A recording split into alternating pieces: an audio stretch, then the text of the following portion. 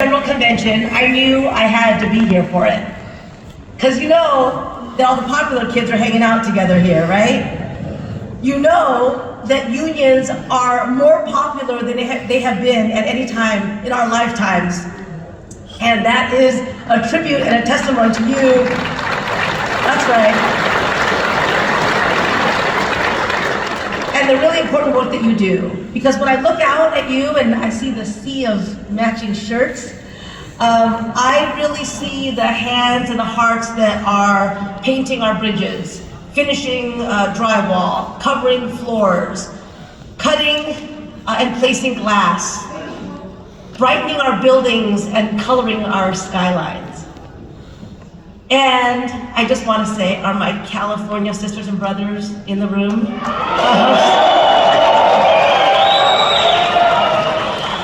That's my home state, and I think Luis Robles and Robert Williams are here, and I'm really proud to be here with my home state delegation.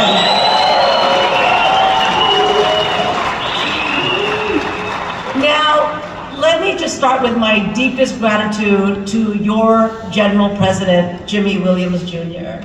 Yep. President Williams has been a friend and a visionary leader for our time. And I can think of no better partner for the most pro-worker, pro-union administration this country has ever had.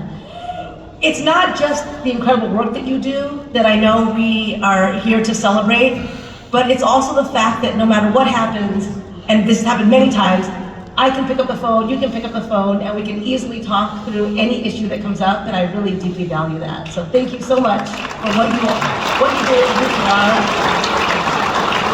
And I also want to thank General Secretary Treasurer Greg Smith for your steadfast leadership and for all the General Vice Presidents who are up here. I want to acknowledge Mike Gutierrez, who will be the first Latino General Vice President.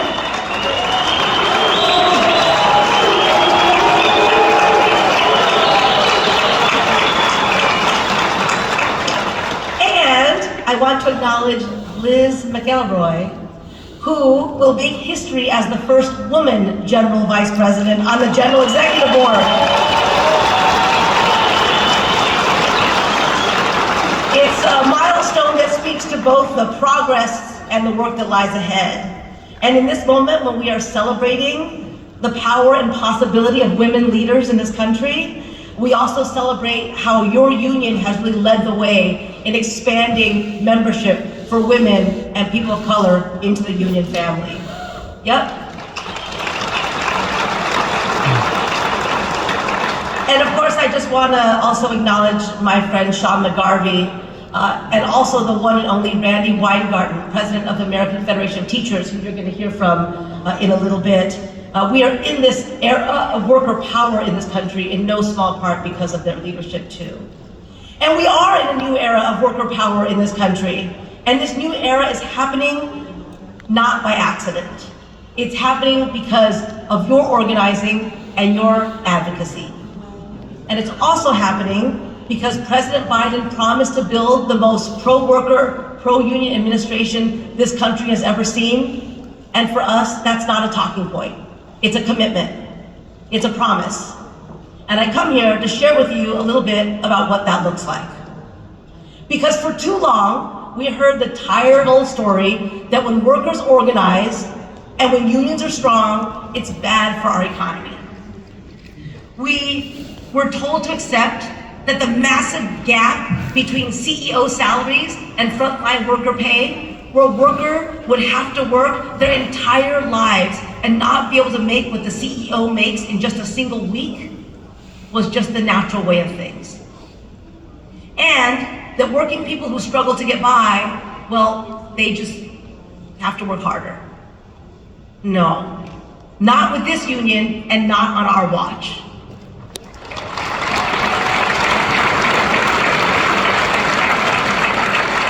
Because with the union, the workers get a say. And at the bargaining table, workers are able to help shape their own destiny. Now, I've been in the room for some of the contract negotiations that have taken place over the last couple of years.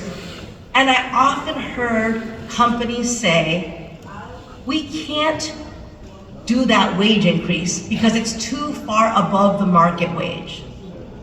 Above the market wage. And my response to that is, instead of telling working people that their demands are too high, maybe it's time we start questioning why the market wage is so low.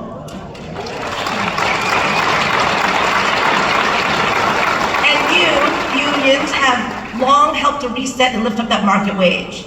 In fact, you all even have a name for it, the prevailing wage.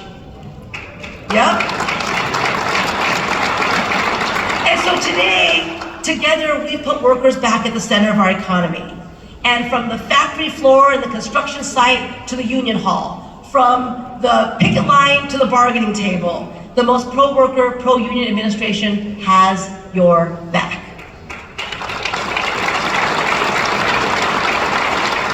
So let me talk a little bit about what that looks like. We updated the Davis-Bacon laws for the first time in 40 years,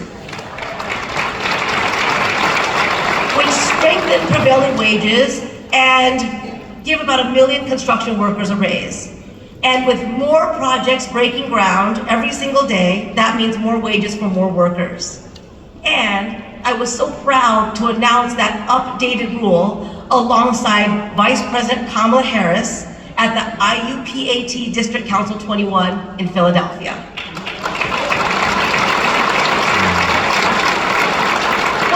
To have the most pro-worker, pro-union administration. It means protecting and saving multi-employer pension funds to make sure that workers who've worked their whole lives actually get what they deserve in retirement.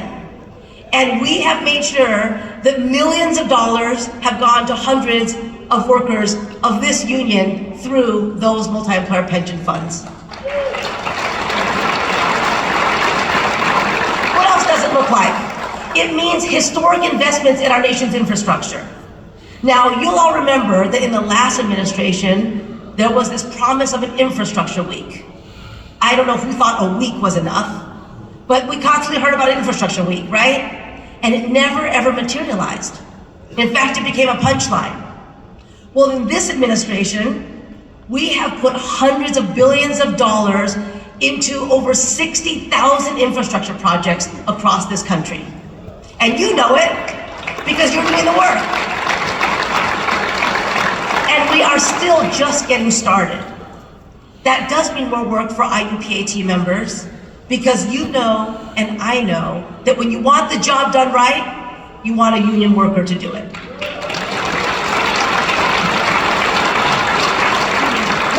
Mean to be the most pro-worker, pro-union administration ever? It means enforcing the law.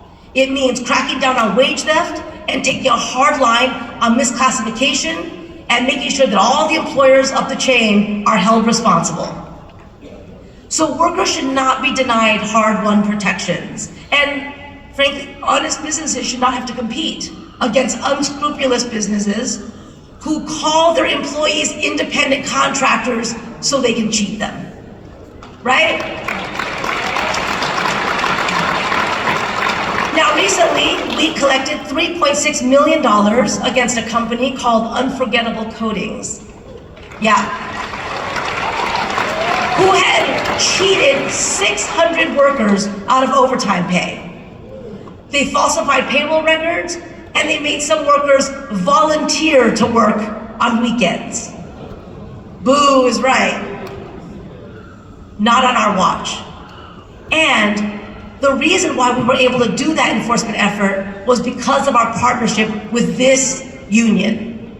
So thank you for what you do and what you have done and what we will do together to make sure that we are enforcing the law to ensure that every worker gets a just day's pay for a hard day's work.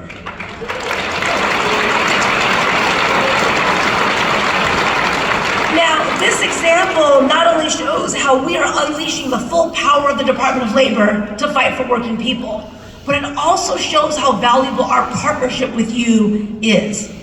It's something real and substantial and something that I'm very, very proud of. Because when we work together, there's nothing we can't do. And when you help bring forward cases, helping us to uncover violations, helping us to demand justice, then we can put hard-earned wages where they belong in workers' pockets.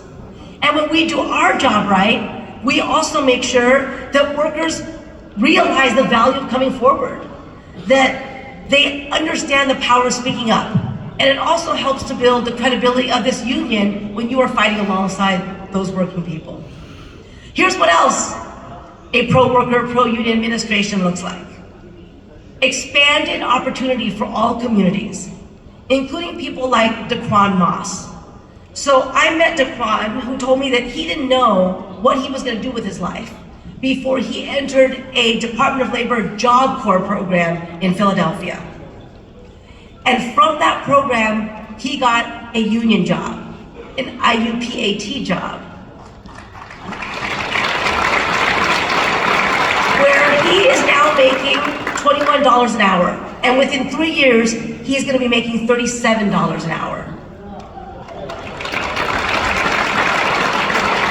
And he gets to do what he loves. And he has what he needs, not just to get by, but to get ahead.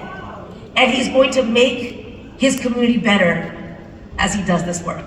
So I've met Daquan and lots of other young people who've been given what every young person should get, an opportunity, a shot to show what they're capable of, to feel valued, and to make a decent living. And this is happening because of the partnership between Job Corps and your union. And I know that this is part of your deep commitment to opening opportunities to communities who have been left behind in the past, who have been underrepresented in the trades, to bring more Black and Latino workers into the union family.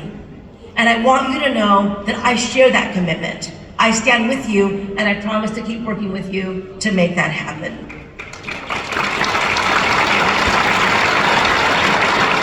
Because being a pro-worker, pro-union administration is about enforcing laws. It's about making sure that workers get the wages that they're owed. It's about lifting standards, and it's about supporting workers at the bargaining table.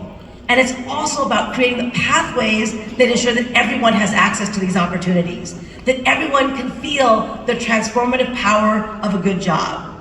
And everyone can see themselves in the kind of jobs that lets them contribute, that lets them feel secure, raise a family, and uplift their communities. And that's why I talk about another kind of infrastructure in this country, not just our physical roads and bridges, but the roads and bridges that connect people to the good jobs they want and need, and employers to the people that they want and need. And that infrastructure needs some attention too. I call that our nation's opportunity infrastructure. And like our physical infrastructure, our workforce system has had some cracks and some potholes. It's had some unpaved roads, especially for certain communities. And one of the key ways to bridge that gap is through registered apprenticeships. Yeah, you know that. And that's why the most pro-worker, pro-union administration also protects real registered apprenticeships. Apprenticeships with real standards, apprenticeships that lead to a good job, apprenticeships that are affiliated with unions. And those registered apprenticeships are the super highways of our opportunity infrastructure. They connect industry needs to workers who have the exact skills that are needed to get the job and to do the job. So let's work together to make sure that the on-ramps to those registered apprenticeships, to those super highways, are available to everybody. Because too often we've heard the excuse that some communities just don't have the skills, and that's left them behind. And we cannot do that. We don't want to do that. And the real issue is not that they lack the skills or the desire or the hunger, but that we haven't built the real connection to those good jobs. So that's what the opportunity infrastructure aims to fix. And let's build that infrastructure together. And I know we're already doing it because Anton Rusing, Anton, where are you? Anton sits on the Department of Labor's Committee on Apprenticeship to help us expand this model. Thank you, Anton. So I know how much we can accomplish because we've already been doing it together. And that's because the same values that drive this union also drive this administration. And we are going to keep on fighting until every worker gets a just day's pay for a hard day's work. Until every worker knows that they're going to come home healthy and safe at the end of the workday. Until every worker has benefits so they can go to the doctor when they're sick. And paid sick leave so you don't have to choose between making a living and having their life. Until every worker can retire with real dignity and security, until every worker knows the power of a union and having a real voice on the job. And we're going to keep on fighting until every community knows that opportunity is theirs for the taking, and there's no place for racism or sexism in our workplaces or in our communities.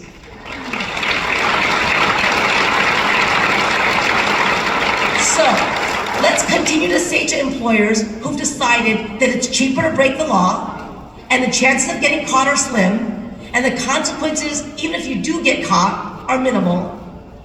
Let's say to them, not on our watch. Let's continue to say to employers who don't protect their workers, we're coming for you.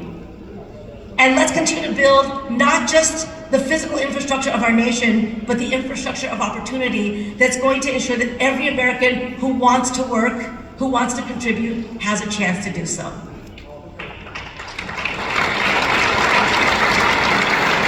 So, my friends, you and I know that we have more work to do.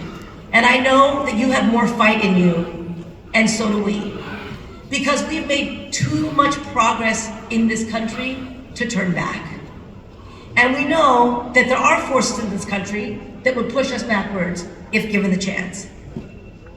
And we are not about to let that happen. So keep on organizing, keep on fighting, keep on building your power, and know that I have your back. Thank you so much. I engage you.